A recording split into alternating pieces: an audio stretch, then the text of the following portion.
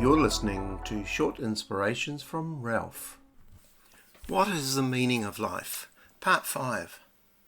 We're looking at the 3 stock answers that we finished with in the last episode that people give, but the teacher, Solomon, completely takes these answers apart. There's the humanist, there's the hedonist, the existentialist. So the humanist says that the meaning of life is to make the world a better place, to help others, to make a difference in the world, to make a difference in people's lives, to improve our lives and the lives of the next generation. It sounds great, and it's probably the most common answer that you're going to get.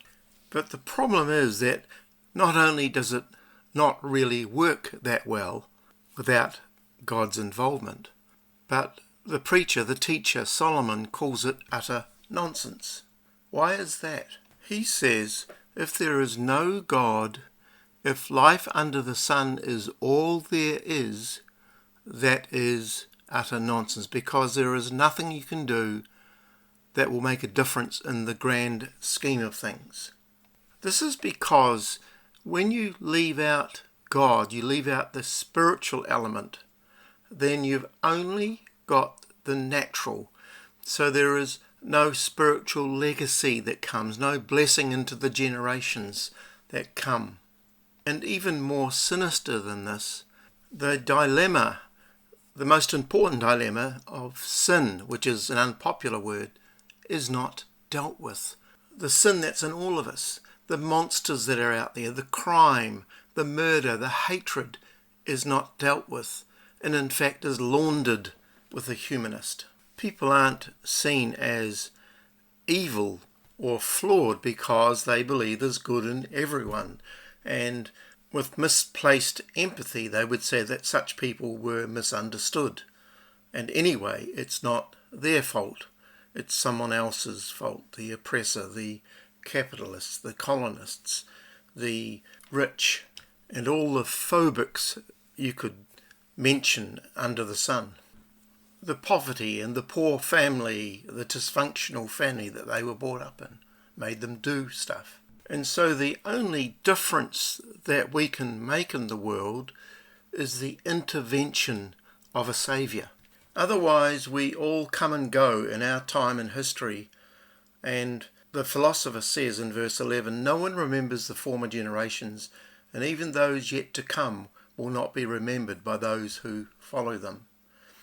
I love researching my family tree, and I've done that for myself and my wife and written a book on each of our ancestors. But the thing is that the further you go back, the less information you have. And not only are your ancestors no longer there, of course, but they're also no longer remembered. It's like they've returned to the dust of the earth. And if we're fortunate in going back in recent history, we might be able to get a photograph or two of ancestors.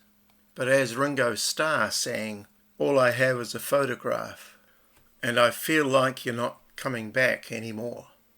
I want you here to have and to hold as the years go by and we grow old and grey. You see, 40 years from now, 400 years from now, 4,000 years from now, everything will be forgotten. Not only will everything be forgotten, but if this life is all there is, no God, what difference does it really make what type of life you live? But when God is involved, everything else makes sense. In fact, the humanist pledge to make the world a different place, a better place, makes sense when God intervenes into humanity and into our world. So it's not just a question of does God exist out there somewhere, but we need God, we need a saviour into our world, into people's lives, into the generations, into the years that we have. And that's why we have 2.38 billion people in our world who would say that they follow Jesus Christ. That's why we have gathering places all over the world where people meet in his name and worship him. It's called the church.